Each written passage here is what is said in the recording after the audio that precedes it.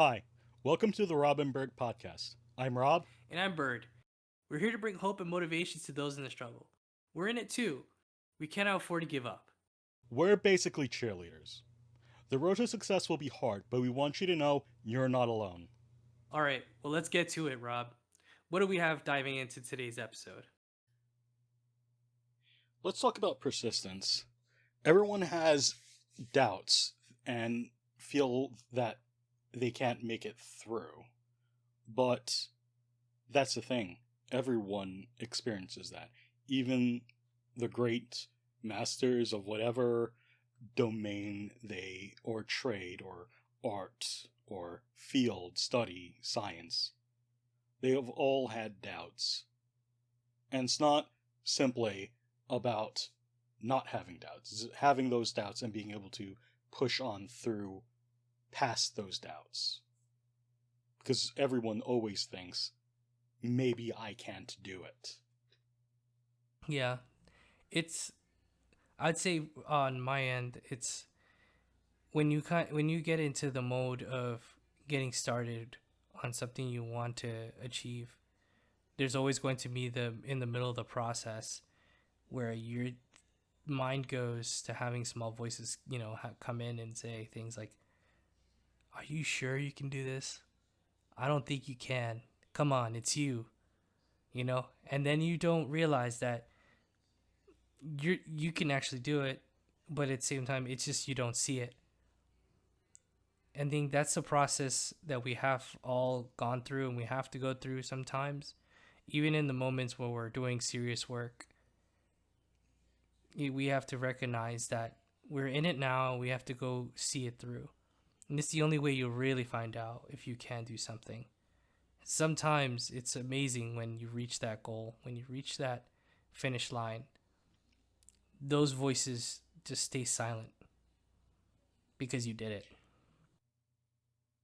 I think it's important for people to try to figure out what exactly it is that they want out of life. Because sometimes they think that they know what they want, but then they take a couple of steps and they start to realize, maybe I don't want this. But at the same time, if you really do want it, you're still gonna face the doubt. You're still gonna face those questions of, can I do it? Is it even worth doing? But at the end of it, the part of you, or at least I hope a part of you, is still gonna say, I still have to do this. I'm willing to go through the minefield and reach the other side. Take that climb up the mountain, or the voyage across the sea. And it's not going to be easy. It's going to be terrible. It's going to be turbulent. It's gonna suck. Yeah. It's gonna suck bad too. That's part of it. That's part of the journey, and you have to try to enjoy that part too when it sucks. And there even be people that are gonna say things like, "Wow, I can't believe you tried to do that. That was the stupidest, or that was the weakest move I've ever seen of that." And it can demotivate you so terribly at times. And I've had some moments like that. But when you start to take a moment or breath and then go, okay, yeah, that was pretty bad. But that's what you can make and break yourself. If you're persistent to it, later on they'll be like, you know what? That person used to, man, he did the stupidest version of it, but look at him now. I'ma shut up.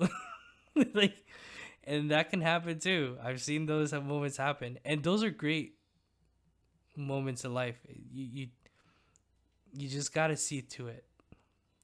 I think also it's important to always see the clear picture of what you want, and it's sometimes, yeah, like you said, Rob, you may pursue something that is just beyond your scale, and you're just like, maybe you start to recognize maybe this is not for you. You're not that passionate about it anymore. That can happen.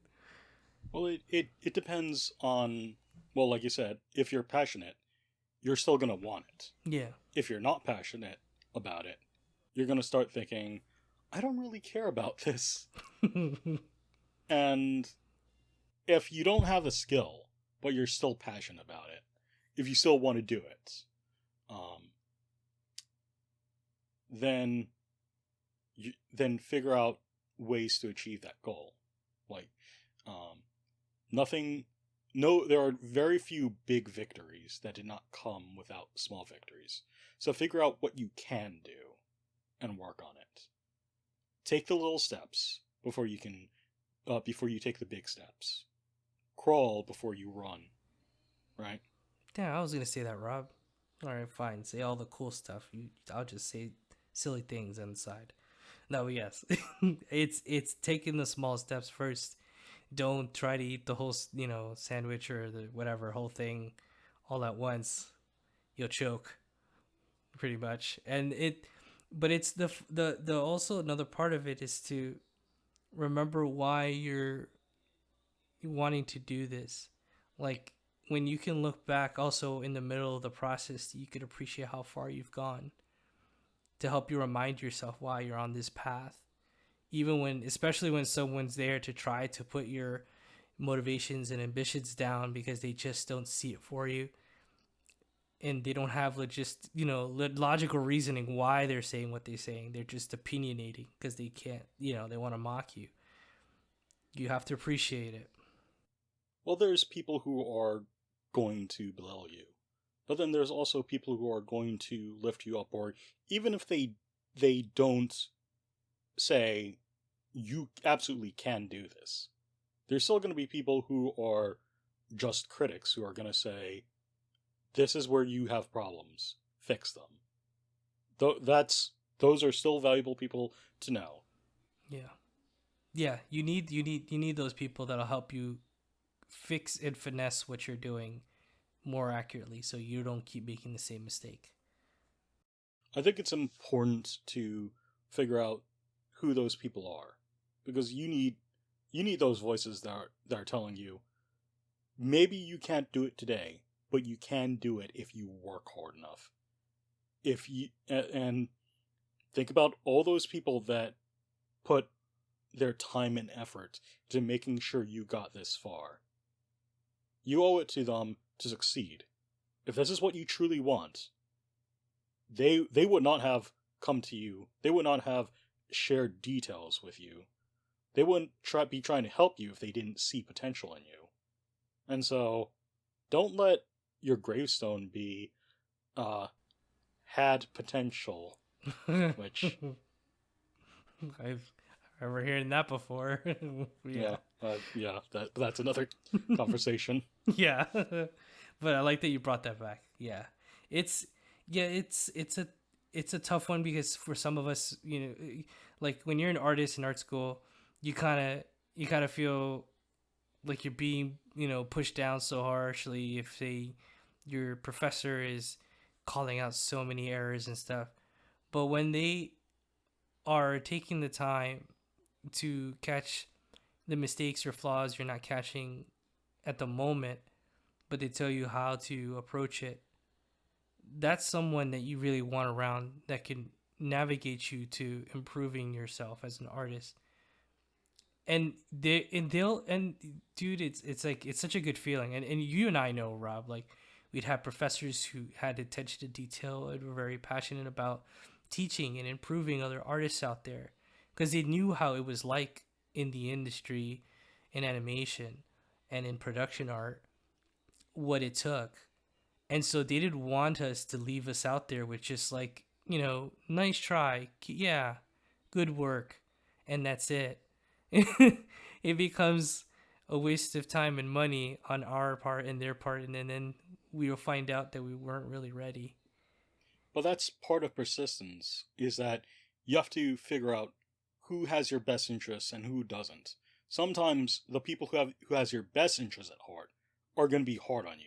And sometimes the people who don't have your interests at heart are going to say all the things you want to hear. And Yeah. you have to you have to go on through, try to figure out who they are, what they are. Is what they're telling you valuable? Because I can say, your drawing is good, your music is top notch. What does that mean? Yes. It means I am perfect music and I don't need to do anything else to improve. No, that's terrible. And then there's other people who will say, yes, you've got the wrong tense in this sentence. Change it. That is something completely different from that's bad. You Yeah. know what I mean? Yeah. At least they're telling you you got to change it Yeah. and why. It's very important. I think always have those people around when they're willing to help and give you advice in improving your work. Never those that just say it sucks and you ask them why and they're like, "Oh, I don't know, it just looks terrible. I don't like there's not many that they will tell you that, of course. They'll just walk around and but what matters more is to try to not have your personal feelings too attached when you're in the process of improving, because that is what helps you be more persistent versus being too attached. It will make you attached to that moment in that time in your life and you won't be able to move on um to improving yourself. I know it's like and also to mention, like, I'm reminded, like, in films and persistence, like I'm a fan of Lord of the Rings. Just like, I don't know, Rob, if you, yeah, I'm sure you watched it. Like how Sam reminds Frodo when they're they're on the Mount Mordor, and Frodo starts to forget the Shire and all that out of the pure exhaustion and why he's there, and all he sees is death. But then Samwise reminds him that if he does not finish this, they will never be a Shire. They will never see this. And reminds him of how important it is, everything that they want to see and go back to, which is their home. And in that motivation, it helped them remind them that they need to be persistent to achieving the goal that they were set themselves on. And then everyone else involved too, making their amount of sacrifice. Nothing worthwhile was ever easy. But I think that that's part of why the hero's journey is so compelling, is because that's the reality of life. Life isn't easy. You're gonna face challenges no matter what happens. And what sets you apart is how you deal with the curveballs that get thrown your way. Sometimes you're going to be demotivated. That's going to happen. Yes. And sometimes things are going to befall you, and there's nothing you can do about it. The only thing that you can do is figure out what you are going to do. Yeah.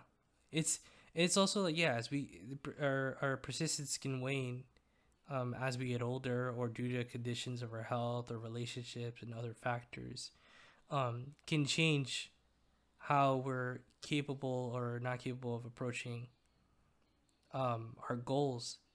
And I know I have some myself, like, or I'm sure many people every day wake up and something's happening and they just got to drop everything to take care of what's most important in the time.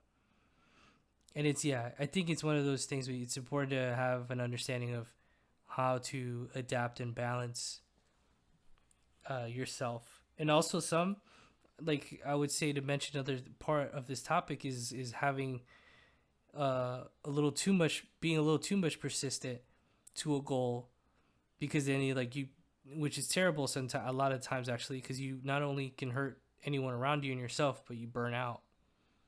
And at that point, you're just like, you're gonna have no choice but to stop and have a moment to reflect and recharge. That's a difficult thing to try to figure out. Yeah, everyone has to face that and find out for themselves, and try to look at examples of others of what they do that works best, and maybe adapt that into their, ways of doing things. But that takes quite a bit of wisdom to figure out, is what I'm doing worth it? But then there's a question, even if it's not worth it, do I still want to persist on? It's I think that would be up to that person. I mean, it's if anything, it would show you at that point if that's something you really you learn. Okay, you know what? I thought it's what I wanted, but now I realize it's actually not worth it for me. I actually want to pursue something else. That can happen. Which is why it's important to figure that out early on. Mm-hmm. Go do the things that you are interested in doing, or you think you're interested in doing. Have your successes and have your failures. See what works and see what doesn't. See what makes you feel good and see what doesn't feel good. And then once you figure it out, maybe I don't like this. That's when you maybe put that put that down, put that harp down, or throw like you don't need to maybe just put those pencils that pencil set away or those brushes. Yeah, it's sometimes mentioning going back, being persistent. You eventually along the line just start to recognize, okay, maybe this is something else you want to learn instead, or just not, and you want to change your trajectory from that because it's just you learn as you grow, and some people learn sooner than others because it's just depending on their circumstance. Or maybe sometimes people forget. That's also possible. Um, Yeah, yeah, I know for me, I as I look back on my life, I realized I drew as a way of telling stories because I was never very good at English, even though English is my first language. that's So, kind of surprising. I think you're pretty good writer, Rob. At least if it means anything coming from me. well, it's drawing was a means to an end. So, when I got better at English, I started doing writing, and then I started doing a little bit more writing, and then graduated from high school, and then I went on to art school because I've been drawing up my entire life. Of course, I'm going to go to art school, but that's where you have to realize what it is that you actually want. Because as I get older, I can draw. Do I care to? Not as much as I care to tell a story. It's interesting. For me, I wanted to tell a story, but visually through drawings, and that's why I got into animation. But originally, I went from comics, studying comics, to doing storyboards on the side and just for fun, and then doing animation at school. But I didn't have much of a grasp or interest in writing so much until I think college. In college is when I started to take it a little more seriously because I realized its value as if you want to create a story, yeah, you could go the storyboard route and just storyboard it all the way through, but you need lines. You need to make sure you write those lines down so the voice actors or the actors can play it out. You also have to know, does this narrative make sense? Do these characters move the right way? Do they think properly? That's one of the things that people need to take into account. Are characters being consistent with their actions, with their thoughts? Yeah. Yeah. And yeah, you have to make sure they all connect and they make sense. You're not just adding some sort of filler and then you're just like, wait a minute, this doesn't make sense. Why would this character do this and choose that action? Knowing their personality. And sometimes it's just poorly done if you're just not paying enough attention. But down the line, I mean, persistence is to go on the conclusionary portion. Persistence is so important. I mean, well, from what I've seen and experienced, in anything we really want to pursue, as artists, scientists, mathematicians, any profession that you're taking serious to make a living out of. If you don't have that and you're not passionate about it, and you're just mindlessly pursuing something and you're just to make money, it's gonna be even harder. And I think it matters a lot that your persistence is driven by your at least interest, if not passion, and seriousness to what you want to achieve.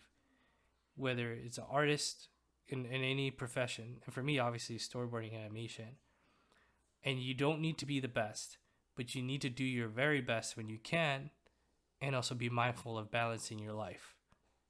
And that is the challenge, I would say. that would be what my thoughts are on that.